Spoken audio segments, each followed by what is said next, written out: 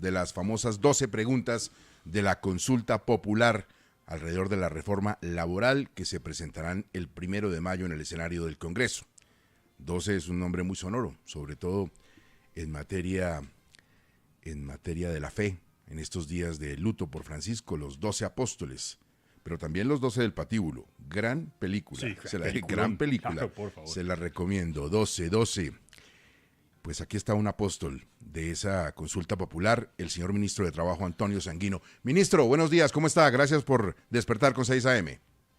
Qué gusto saludarte, Gustavo. Un saludo para ti, para toda la gente que te acompaña en cabina y por supuesto para toda la audiencia. Y gracias por lo de apóstol. Sí, señor, cómo no, muy bien.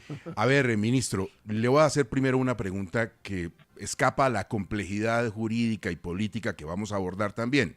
Usted se sienta ayer, hace la declaración, presenta las preguntas y luego tiene todo un día en el que se encuentra con su conductor, con la señora de los tintos, con una persona en la entrada de un edificio. ¿Qué le comentó la gente a usted sobre las preguntas? Oh, la gente está recibiendo de buena manera, primero, la iniciativa de la consulta, pronunciarse, participar. Y segundo, por supuesto, el mensaje, que a mí me parece que es un mensaje muy poderoso de que las preguntas están relacionadas o están dirigidas a garantizar un conjunto de derechos, algunos que se habían perdido y otros que constituyen el reconocimiento de nuevas realidades, producto del cambio tecnológico y de los cambios que se generan en el mundo y que impactan el mundo del trabajo. La gente siente que el gobierno está pensando en él o en ellos y que la gente tiene derechos que deben ser garantizados.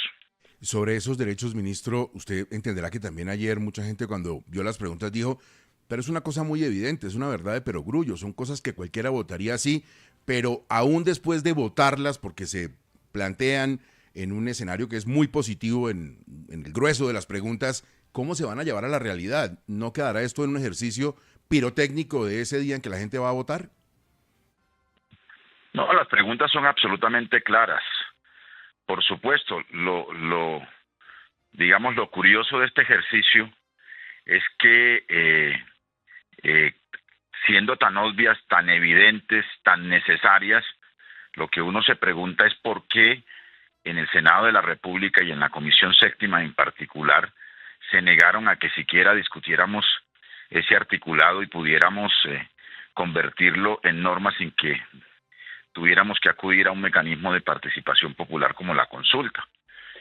Y claro, lo importante de la consulta, tal como lo establece la Constitución y la ley, nuestros marcos jurídicos y constitucionales, es que se constituyen en mandato de obligatorio cumplimiento para el Congreso y para el gobierno, si el Congreso no convierte en norma jurídica lo que la gente va a votar cuando concurramos a las urnas. Pero, ministro, ¿no es también cierto que, como han sugerido, incluso con documentos ya que son públicos, algunos partidos políticos, que todo esto se podría también ya en este punto discutir en el Congreso y nos ahorramos el cansancio de la consulta popular, pero sobre todo unos 700.000 millones de pesos que no están sobrando en las arcas públicas? A menos que este sea un ejercicio más político que de reforma. Porque es que en todas las propuestas que han presentado entre el MIRA, los liberales, incluso el Partido Conservador, están algunas de estas propuestas, puede que no exactamente iguales, pero ¿no es ese un camino mucho más responsable en este punto? Pues me da mucha risa que ahora lo digan, Efraín Cepeda, y que ahora lo digan los partidos que negaron la reforma laboral. Es que la consulta no es una iniciativa traída de los cabellos, no es una invención del gobierno ni del presidente, es el resultado de una realidad de obstrucción política en el Senado de la República. Lo sabe muy bien el ministro Juan Fernando Cristo, que está ahí en la mesa con ustedes, el exministro, que esta reforma laboral, en su paso por la Cámara de Representantes, fue modificada en 65 de los 82 artículos. Venía acompañada de un proceso amplio de concertación de todos los partidos. ese articulado tenía propuestas hasta del Centro Democrático y del Partido Conservador. Y aún así, estos 8 senadores tercamente hundieron la posibilidad de que discutiéramos ese articulado. Y entonces ahora salen a decirnos, no, que es que si están de acuerdo, no, que es que esas preguntas son obvias y por supuesto que hay que apoyarlas. Pues yo creo que ese es un acto típico de oportunismo político y de, digamos, y de incoherencia y de inconsistencia en el desempeño y en el comportamiento político de estos partidos. Es que nosotros no nos hemos negado a la concertación ni al diálogo. Yo mismo hablé con cada uno de los senadores. Ellos pudieron haber presentado, como lo hizo Norma Hurtado, la senadora del partido de la U, ponencias alternativas con modificaciones, o como lo hizo Fabián Díaz de la Alianza Verde, y hubiésemos podido abrir un escenario enriquecedor de la reforma en la discusión en la comisión y en la plenaria del Senado de la República, como ocurrió, por ejemplo, con la reforma pensional. Pero no, se negaron.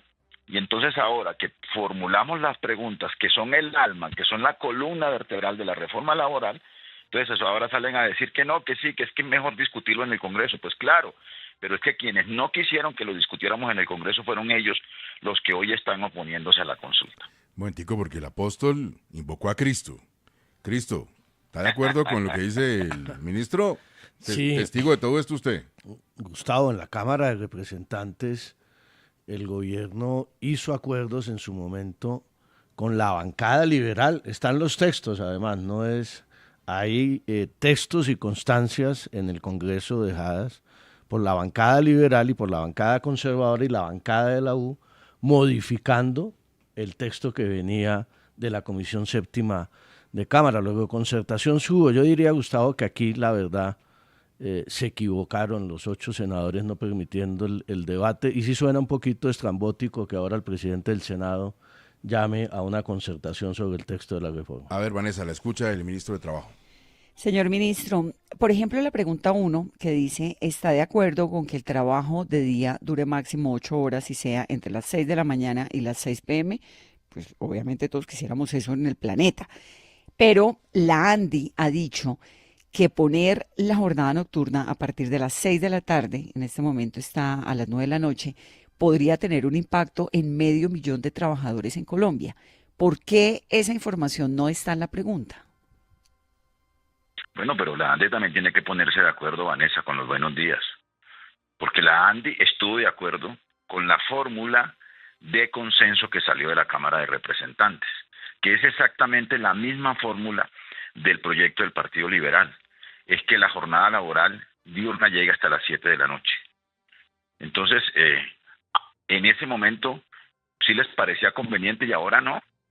Solo porque, claro, nosotros volvimos a la fórmula inicial de las 6 de la tarde, que era la propuesta original del gobierno. Pero como a los amigos del Senado de la República en la Comisión Séptima, a los 8 senadores, no les gustó, entonces, que eso sí deberían llamarse los 8 del patíbulo. Entonces, ahora están oponiéndose a un asunto que ya venía siendo concertado en la Cámara de Representantes. Yo le pediría al doctor Bruce McMaster y a la ANDI, pues, también un poco de coherencia en este debate. Ministro, el gobierno abrió una página web donde la gente podía escribir y plantear las preguntas que quería que se hicieran en esta consulta popular. Según supimos, se recibieron 20.000 preguntas. ¿Qué hicieron con todas esas preguntas y con los datos? Pues nos sirvieron mucho primero para medir el ambiente alrededor de la consulta, que es un ambiente muy positivo. Segundo, nos sirvieron mucho para la redacción final de las preguntas. Muchas coincidían temáticamente con lo que finalmente salió como resultado en las 12 preguntas que presentamos ayer. Y nos sirvió también para incorporar algunas que no estaban en las cuentas iniciales del gobierno o en la formulación inicial del gobierno que se derivaba del proyecto de reforma laboral. Doctor Sanguino, ¿tiene el gobierno presupuestado frente a los eventuales votantes generarles algún tipo de beneficio para estimular la votación? No, ninguno. O sea, en particular, digamos, un mecanismo de participación como el de la consulta, como lo fue en su momento el plebiscito, o la consulta popular anticorrupción, pues no requieren incentivos especiales ni adicionales, salvo los derechos que queremos proteger, recuperar y garantizar con las preguntas que estamos formulando. Doctor Sanguino, estas preguntas, ¿qué hacen, a qué le ayudan a los que en Colombia están en la informalidad, que son muchos millones de colombianos? Bueno, hay una pregunta sobre informalidad, por ejemplo, empezando por los periodistas. Por ejemplo, yo le debo decir que los colegas de ustedes que trabajan en el Congreso de la República, pregúntenles, ¿no?, el nivel de inestabilidad laboral en el que trabajan en una actividad que es misional del Congreso de la República. Contratos cada 2 o 3 meses, no contratan el año completo o no laboran en el año completo, etcétera, etcétera. Pero hay una pregunta en la que, por ejemplo, se hablan de poblaciones o de sectores que están en la informalidad hoy. Por ejemplo, las madres comunitarias, por ejemplo, los manipuladores de alimentos, por ejemplo, las personas que se dedican a actividades deportivas, entrenadores y demás, por ejemplo, artistas, trabajadores de la cultura, artesanos. Allí hay una disposición en particular que quiere estimular la formalización, y también hay una pregunta en relación con la pequeña, la micro, pequeña y mediana empresa, ¿no?, que busca que haya formalización laboral por un lado, pero también formalización empresarial con tarifas diferencial, digamos, con ofertas en relación con crédito diferencial, y además pues con incentivos de diversa naturaleza que permita estimular y garantizar que factores productivos distintos al salarial puedan ser estimulados y apoyados desde el Estado. Ministro, si el Senado no aprueba esta convocatoria a la consulta popular, ¿qué va a hacer el gobierno? No, yo no me quiero imaginar a un Senado negándose a que el pueblo se pronuncie. O sea, un Senado elegido por el pueblo le va a negar al pueblo que se pronuncie en un asunto tan importante para 25 millones de colombianos que componen nuestra fuerza laboral. Para mí es impensable. Ahora, ministro, si pasa esto que plantea Diana Saray, y si esto tiene algún objetivo también político de, por ejemplo, por esas fechas impulsar la votación para las listas al Congreso, pues mayor efecto político tendría que el Senado dijera que no. Bueno, esperemos. Cada quien asume los costos de sus decisiones políticas, ¿no? Ministro. Entonces, y los senadores tendrán que contabilizar también ese cálculo, ¿no? Ministro, usted ahora decía, pues, y obviamente es una perspectiva del gobierno muy respetable, también el presidente de la República lo dijo en las últimas horas, que se tuvo la oportunidad y no se hizo la reforma laboral en el Congreso y que ahora vamos a este nuevo escenario. Pero si en el Congreso hubiera alguna posibilidad y alguna luz verde para esas propuestas y se concretara algo, de todas maneras, consulta popular. El presidente lo ha dicho, la consulta va. Porque es que fíjese que lo que ahora está en juego, bueno, está en curso una apelación, ¿no? Pero el propio Efraín Cepeda, lo que hemos sabido es que está pensando en que si la apelación prosperase en la plenaria del Senado, la apelación a la decisión en la Comisión Séptima de hundimiento de la reforma laboral, quiere mandarla para la Comisión Tercera, que es una comisión en donde nos repiten la dosis de hundir la reforma laboral o de enterrarla definitivamente. Y después de eso queda en pie el proyecto del Partido Liberal, que es un proyecto bonsái, es una reforma chiquita, ¿no?, de 2 artículos, cuando nosotros estábamos proponiendo una reforma de 82 artículos sobre asuntos que no están contenidos en el proyecto de la reforma, en el proyecto del Partido Liberal.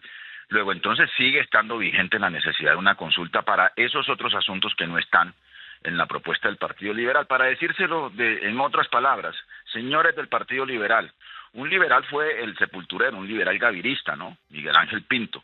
Pero señores del Partido Liberal, ¿no?, estamos de acuerdo en un punto o en 2 puntos. Bueno, ahora pongámonos de acuerdo y pongamos a la gente a que vote el resto de los puntos en la consulta popular. Ministro, pues el país seguirá mirando y analizando con lupa y con mucho cuidado las 12 preguntas y por supuesto nosotros volveremos a hablar con usted en la medida en que se den estos desarrollos importantes de una propuesta del gobierno que queda sobre la mesa y el eje de la consulta popular. Señor Ministro de Trabajo, muchísimas gracias, muy amable.